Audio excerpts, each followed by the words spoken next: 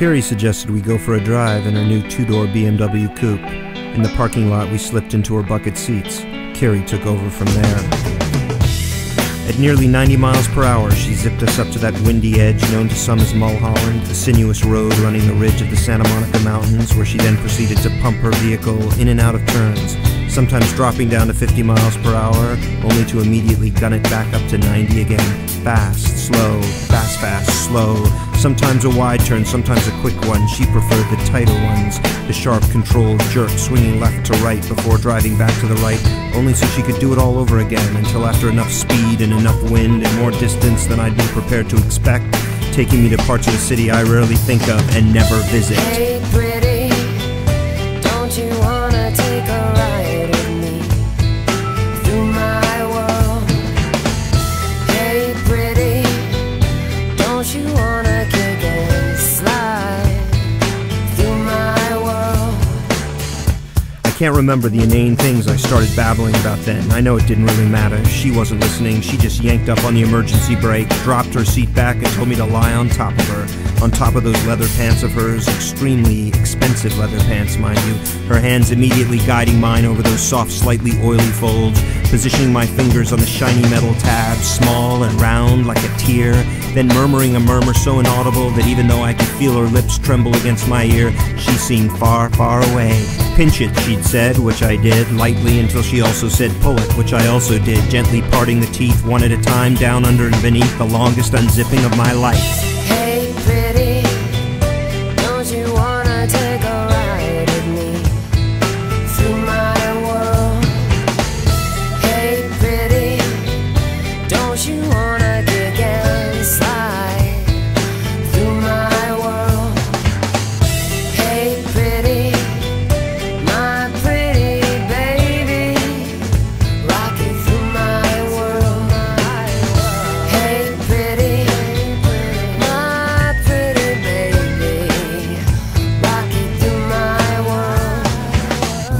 We never even kissed or looked into each other's eyes. Our lips just trespassed on those inner labyrinths hidden deep within our ears, filled them with the private music of wicked words, hers in many languages, mine in the off color of my only tongue, until as our tones shifted and our consonants spun and squealed, rattled faster, hesitated, raced harder, syllables soon melting into groans or moans, finding purchase in new words or old words or made-up words, until we gathered up our heat and refused to release it, enjoying too much the dark language we had suddenly stumbled upon, craved to, carved to, not a communication really, but a channeling of our rumored desires.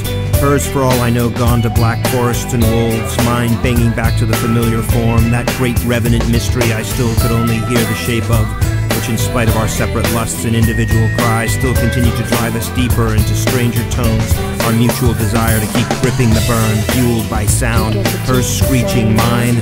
I didn't hear mine, only hers, probably counterpointing mine, a high-pitched cry, then a whisper dropping unexpectedly to practically a bark, a grunt, whatever, no sense anymore, and suddenly no more curves either, just the straightaway. Too bad dark languages rarely survive.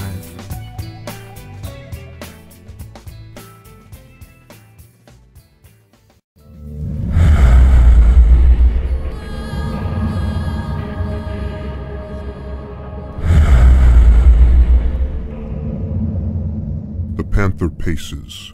Waiting reminds him that clarity is painful, but his pain is unreadable, obscure, chiaroscuro to their human senses. In time they will misread his gait, his moon-mad eyes, the almost gentle way his tail caresses the bars. In time they will mistake him for something else. Without history, without the shadow of being, a creature without the penance of living. They will read only his name. They will be unable to perceive what strangeness lies beneath his patience. Patience is the darkest side of power. He is dark. He is black. He is exquisitely powerful. He has made pain his lover and hidden her completely. Now he will never forget. She will give birth to memories they believe he has been broken of. He smells the new rain, tastes its change. His claw skates along the cold floor. Love curled up and died on such a floor. He blinks. Clarity improves. He hears other creatures scream and fade, but silence is his. He knows. In time the gates will open. In time his heart will open. Then the shadows will bleed, and the locks will break.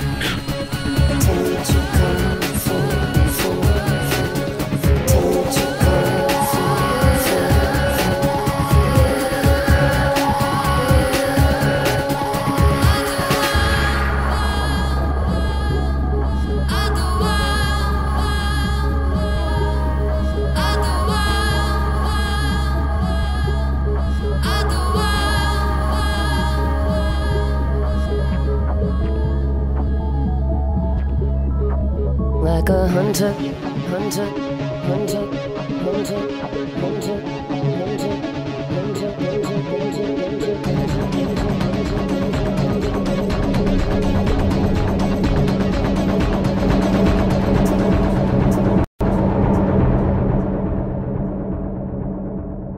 On the sixth day, they still make an early start.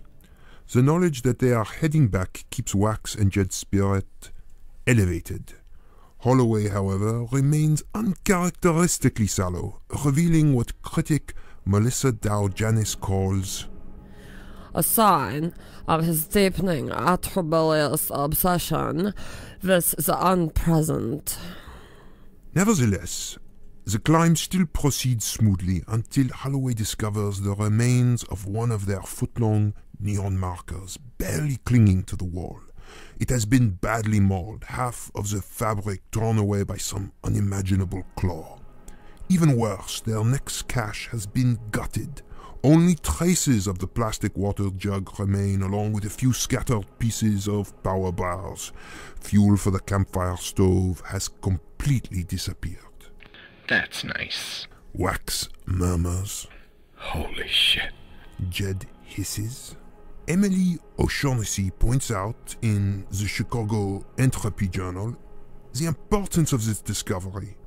Here at last are the first signs, evidenced ironically enough by the expurgation of a neon sign and the team's provisions, of the house's powerful ability to exorcise any and all things from its midst. Holloway Roberts is not nearly as analytical. He responds as a hunter, and the image that fills the frame is a weapon.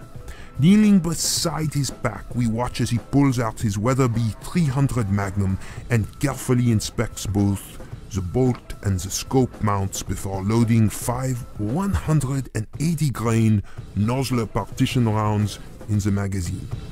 As he chambers the 6th round, a glimmer of joy flickers across Holloway's features, as if finally something about that place has begun to make sense. Fueled by the discovery, Holloway insists on exploring at least some of the immediate hallways branching off the staircase. Soon enough he is stalking doorways, leading the dancing moon of Jed's flashlight with the barrel of his rifle, and always listening.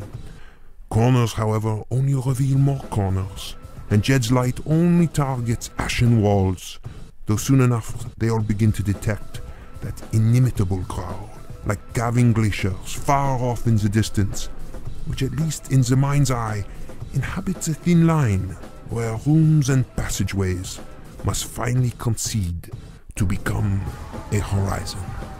The growl almost always comes like the rustle of a high mountain wind on the trees.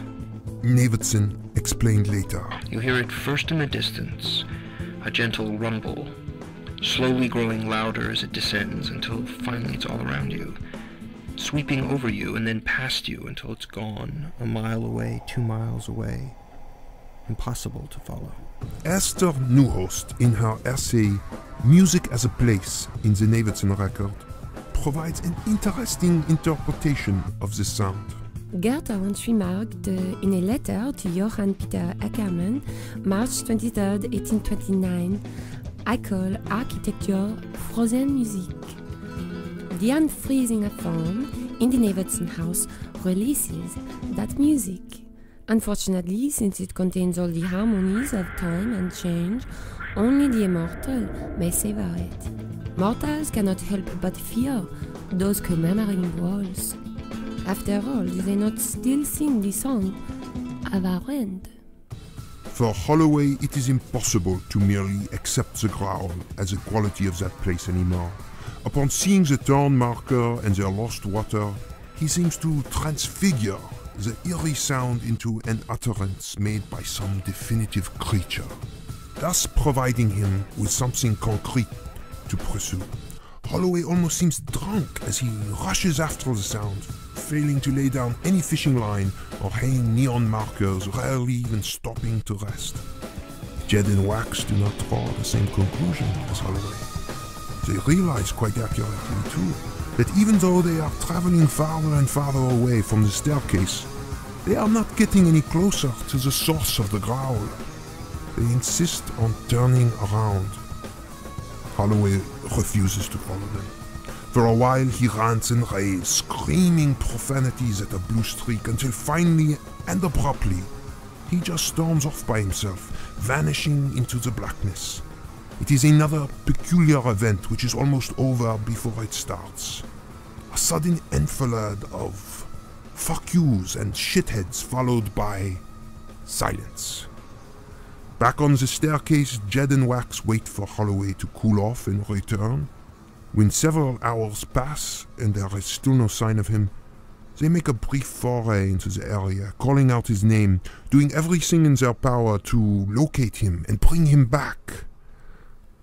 Not only do they not find him, they do not come across a single neon marker or even a shred of fishing line.